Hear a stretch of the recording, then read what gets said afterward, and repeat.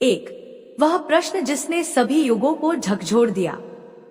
दृश्य एक, हस्तिनापुर की धूल, युद्ध की पूर्व संध्या। कुरुक्षेत्र से 7 कोस दूर हस्तिनापुर का राजमहल सन्नाटे में डूबा था। बाहर युद्ध के बिगुल बज रहे थे, पर अंदर के कक्षों में एक अजीबोगरीब शून्य था, जैसे मृत्यु ने अपनी छाया पहले ही फैला दी हो। धृतराष्ट्र का कक्ष अंधेरा था। नेत्रहीन राजा बार बार संजय से पूछ रहे थे, क्या हुआ? कर्ण क्या कर रहा है? पर इस बार संजय मौन थे। उनकी दिव्य दृष्टि भी इस दृश्य को देखने से हिचक रही थी। महाराज, संजय ने कांपते स्वर में कहा, विदुर जी कर्ण के शिविर में गए हैं। यदि आप महाभारत के ऐसे अनसुने रहस्य सुनना पसंद करते हैं, तो अभी हमारे चैनल अनुराधा शुक्ला भक्ति को सब्सक्राइब करें। यहाँ आपको ऐसी कहानियां मिलेंगी जो आत्मा को छू जाएंगी। दृश्य 2, कर्ण का रात्रि शिविर, अकेलेपन का महल। कर्ण का तंबू बाकी योद्धाओं से अलग था। कोई सजावट नहीं, न कोई सिंहासन, सिर्फ एक जलता हुआ दीपक, तलवार और कवच का खाली स्थान, क्योंकि उसने कुंडल और कवच दान कर दिए थे। वह नंगे धड़ पृथ्वी पर बैठा था, कंधों पर केवल एक फटी धोती। सूर्यपुत्र का तेज मध्यम हो चुका था। तभी पर्दा हिला। विदुर प्रवेश किए। भतीजे, विदुर ने नर्म स्वर में कहा। कर्ण ने सिर उठाया। आंखों में आंसू थे, पर चेहरे पर मुस्कान, वही मुस्कान जो हार मान चुके योद्धा की होती है। तात विदुर, इस समय? युद्ध से एक रात पहले। विदुर उसके सामने जमीन पर बैठ गए। राजगुरु नहीं, एक पिता की तरह। कर्ण, मैं युद्ध की बात नहीं करने आया हूं। मैं तुम्हें मरने से पहले सत्य बताने आया हूं। स्तब्धता। कर्ण ने अपनी चमड़ी फटी उंगलियां सीने पर रखी। सत्य? मैं तो सत्य से वंचित रहा जीवन भर, तात। विदुर ने आह भरी। फिर उठे और 3 बार परिक्रमा कर कर्ण के पास बैठे। सूर्यपुत्र, कुंती पुत्र कर्ण, तुम क्षत्रिय नहीं, ब्राह्मण नहीं, राधे नहीं। तुम हो महाभारत का वह अग्रभाग जिसे जलाकर ही इतिहास लिखा जाएगा। दृश्य 3, विदुर का प्रश्न, भावनात्मक भूकंप। कर्ण हंस पड़ा। वह हंसी जो रुदन बनकर अटक जाती है। क्या लिखा जाएगा तात? कि सूतपुत्र कर्ण अर्जुन से हार गया? विदुर ने पकड़ लिया उसका हाथ। नहीं कर्ण, लिखा जाएगा कि वह महानायक जो पांडवों का पहला भाई था, अपने ही भाइयों के हाथों इसलिए मारा गया क्योंकि उससे झूठ बोला गया। शिविर में बिजली कौंधी। सच में क्षण भर के लिए पूरा तंबू प्रकाशमय हो गया। कर्ण की आवाज फूट पड़ी, तात, मैं समझा नहीं। तुम कुंती के पहले पुत्र हो कर्ण, जन्म से पहले ही त्याग दिए गए। तुम्हारी मां ने तुम्हें नदी में बहा दिया था। तुम अधिरथ के यहां पले, पांडु के यहां नहीं। तुम्हारा कर्तव्य था युधिष्ठिर का हाथ थामना, पर तुम दुर्योधन के बने रहे, इसीलिए तुम नष्ट हो रहे हो। कर्ण को ऐसा लगा जैसे उसके सीने में कोई खंजर घुमा रहा हो। उसने कवच का खाली स्थान छुआ, जहां कभी उसकी रक्षा होती थी। तो मैं पांडव हूं? नहीं, तुम पांडव से भी बढ़कर हो। तुम स्वयं धर्म हो, जो अधर्म से मित्रता कर बैठा। अगर कर्ण का दर्द आपके हृदय को छू रहा है, तो वीडियो को लाइक और चैनल को सब्सक्राइब करना न भूलें। दृश्य 4, कृष्ण का रहस्यमय संकेत। तभी बाहर बांसुरी बजी। एक सुर, एक ही सुर, अनंत। कर्ण उठा, पर्दा हटाया। बाहर बारिश हो रही थी और छतरी तले श्री कृष्ण खड़े थे, मौन। मुस्कुराते हुए। कृष्ण ने कुछ नहीं कहा, बस हाथ बढ़ाकर कर्ण के माथे पर रखा और चले गए। उस स्पर्श के बाद कर्ण को लगा जैसे उसकी सारी पीड़ा उसके शरीर से निकलकर एक नदी बन गई हो। वह लौटा। विदुर अब भी थे, पर अब नम आंखों से। विदुर ने कहा, अब बता कर्ण, यदि कल अर्जुन तेरे सामने होगा और तुझे पता होगा कि वह तेरा भाई है, तो क्या तू उस पर प्रहार करेगा? कर्ण टूट गया। पहली बार एक पुरुष को रोते देखा हस्तिनापुर ने। दृश्य 5 भाग 1 का अंत। प्रश्न अधूरा। तात विदुर, कर्ण ने घुटनों के बल होते हुए कहा, मैं तो अब हार चुका। मेरे पास न कवच है, न कुंडल, न कृष्ण का साथ, न मां का आशीर्वाद। सिर्फ दुर्योधन का दिया हुआ अपमान से भरा सिंहासन है। विदुर ने उठकर उसका मस्तक अपने हाथों में लिया। तो फिर मैं तुझे श्राप नहीं, वरदान देता हूं। तू कल युद्ध में मरेगा नहीं, तू अमर होगा। हर उस व्यक्ति की पीड़ा में जो सत्य और धर्म के बीच फंसा है। बाहर बादल गरजे, बांसुरी फिर बजी, पर इस बार राग भैरवी था वियोग का। तभी पर्दा हिला। दुर्योधन प्रकट हुआ, चेहरे पर बुखार जैसा ताप।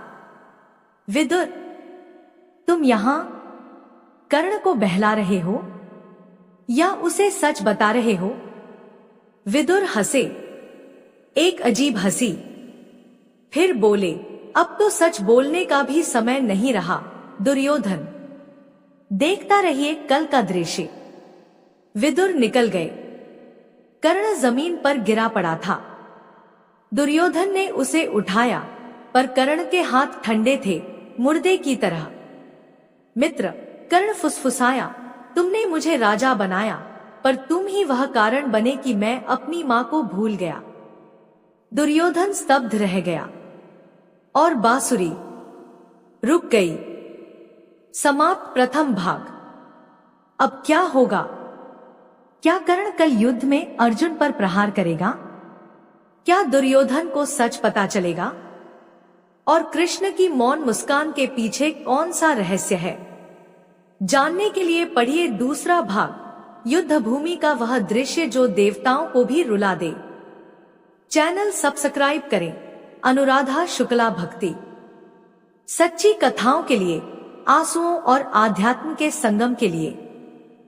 भाग 2, युद्ध भूमि का वह दृश्य जो देवताओं को भी रुला दे। दृश्य 1, कुरुक्षेत्र प्रातःकाल, अमावस्या जैसा सूर्य। युद्ध का 16वां दिन। वह दिन जिसके लिए सब कुछ लिखा जा चुका था। धृतराष्ट्र के कक्ष में अंधकार ने अब शरीर धारण कर लिया था, जैसे कोई अदृश्य आत्मा वहां बैठी हो। संजय की वाणी थरथरा रही थी। महाराज, आज कर्ण युद्ध में उतर रहे हैं। उनका रथ यमराज के समान भयानक है, पर उनकी आंखों में युद्ध नहीं, एक प्रश्न है। धृतराष्ट्र ने पूछा, कैसा प्रश्न संजय? वह प्रश्न जो किसी ने नहीं पूछा, मां, तुमने मुझे क्यों त्याग दिया? धृतराष्ट्र का हाथ कांपा। दूसरे हाथ से गंधर्व राज गांधारी ने उसका हाथ थाम लिया। गांधारी बोली, आज विदुर ने 16 दिन बाद पहली बार कुछ खाया है, वह भी कर्ण को भोजन कराकर। अर्थात विदुर ने कर्ण को पुत्रवत भोजन कराया था अपने हाथों से। यदि आप महाभारत के ऐसे अनसुने रहस्य सुनना पसंद करते हैं, तो अभी हमारे चैनल अनुराधा शुक्ला भक्ति को सब्सक्राइब करें। अब तक आपने सुना नहीं होगा ऐसा महाभारत। दृश्य 2, युद्ध भूमि, मिलन नहीं टकराव। कर्ण का रथ आगे बढ़ा। बाईं ओर शल्य सारथी थे, दाईं ओर दुर्योधन खड़ा घोड़ों को सहला रहा था, जैसे कह रहा हो, मित्र, आज मैं तेरे साथ हूं। पर कर्ण की नजर सामने थी, जहां अर्जुन का रथ था। श्वेत घोड़े, केशव हाथ में चाबुक लिए और अर्जुन के हाथ में गांडीव, जो आज कर्ण को भेदने के लिए अभिशप्त था। कर्ण चिल्लाया, अर्जुन! अर्जुन ने नजर उठाई। दोनों के बीच की धरती दहल उठी। हाथी पीछे हटे, घोड़े हिनहिनाए। अर्जुन बोला, कर्ण, आज तेरे प्राण लूंगा, इससे पहले तू मुझसे क्षमा मांग ले। सहदेव को, युधिष्ठिर को, भीम को, मुझे। उस दिन की क्षमा जब तूने पांडव होते हुए भी हमारा अपमान किया। कर्ण हंसा। अब उसकी हंसी में आत्मविश्वास नहीं था, उसमें टूटन थी, जैसे कोई शीशा गिरने से पहले चटकता है। पांडव होते हुए? अज्ञानी अर्जुन! मुझे कभी मां ने पुत्र नहीं कहा, सूत ने पाला, राधा ने सीना चुमा, तुम लोगों ने ठुकराया, और आज तुम क्षमा मांगने को कह रहे हो। मैंने क्या गलत किया? जन्म लिया या जीने की कोशिश की? मार्मिक सन्नाटा। अगर कर्ण का दर्द आपके हृदय को छू रहा है तो वीडियो को लाइक और चैनल को सब्सक्राइब करना न भूलें। आपके एक सब्सक्रिप्शन से हमें बल मिलता है ऐसी कथाएं आप तक पहुंचाने में। दृश्य 3। कृष्ण का वह संकेत, एक नजर, एक मुस्कान। कृष्ण ने अर्जुन का हाथ पकड़ा। अर्जुन चिल्लाया, प्रभु छोड़िए मुझे, मैं इस सूत पुत्र का वध करूंगा। कृष्ण ने केवल एक वाक्य कहा, पहले देख तो ले, तेरे सामने कौन है। और कृष्ण ने अपने विश्वरूप का सूक्ष्म अंश कर्ण को दिखाया। कर्ण देखता रहा विस्मय से। उसने देखा कि वह स्वयं विष्णु के नाभि कमल से उत्पन्न रश्मि था। कर्ण फुसफुसाया, मैं देवता हूं। कृष्ण ने मौन रहकर मुस्कुराकर उत्तर दिया।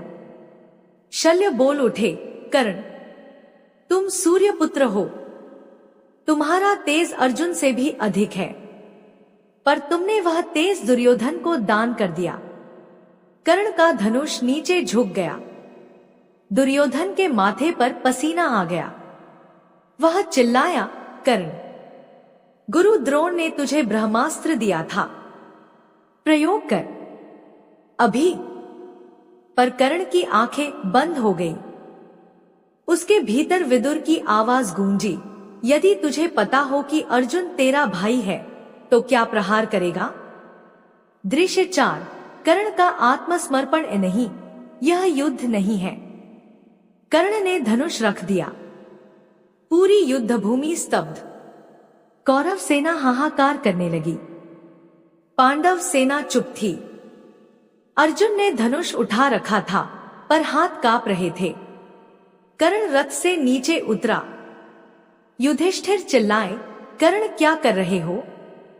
भीम ने गदा उठाई, मौका है, मारू इसे। पर नकुल ने रोका, रुको भीम, उसके चेहरे पर देखो। कर्ण का चेहरा शांत था, उसी शांति के साथ जैसे किसी साधु ने सब छोड़ दिया हो। वह दुर्योधन के सम्मुख आया और बोला, मित्र, मैं तुझे धोखा नहीं दूंगा, पर मैं आज युद्ध नहीं करूंगा। दुर्योधन के होश उड़ गए। क्या कर्ण, तू मुझे धोखा देगा? नहीं मित्र, मैं तो खुद को धोखा दे बैठा। मैं पांडवों का भाई हूं। कुंती मेरी मां है और मैंने तेरे स्वार्थ के लिए अपनी मां का अपमान सुना, आज नहीं। दृश्य 5। वह क्षण जब कुंती दौड़ी आई।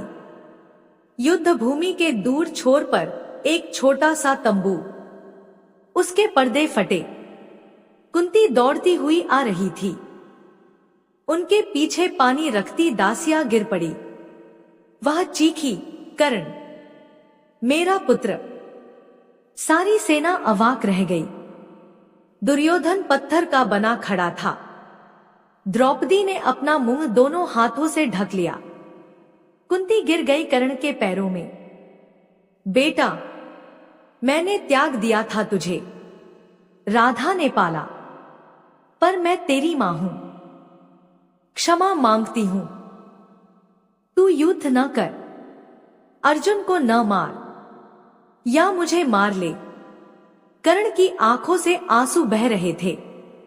उसने कहा, मां, तू आज मिली है, कल मैं मरूंगा, पर आज देख ले तुझे पुत्र कैसे मरता है। अर्जुन से युद्ध करूंगा, पर इस शर्त पर कि तू मुझे पुत्र कहकर पुकारे। सबके सामने कुंती ने सबके सामने कहा, यह मेरा ज्येष्ठ पुत्र है। कौरव सभा में ऐसा सन्नाटा पड़ा जैसे शवयात्रा हो। यदि महाभारत के इस चरम भावनात्मक दृश्य ने आपको हिला दिया है, तो कृपया इस वीडियो को लाइक करें और चैनल अनुराधा शुक्ला भक्ति को सब्सक्राइब करें। आगे की कहानी आपके बिना अधूरी है।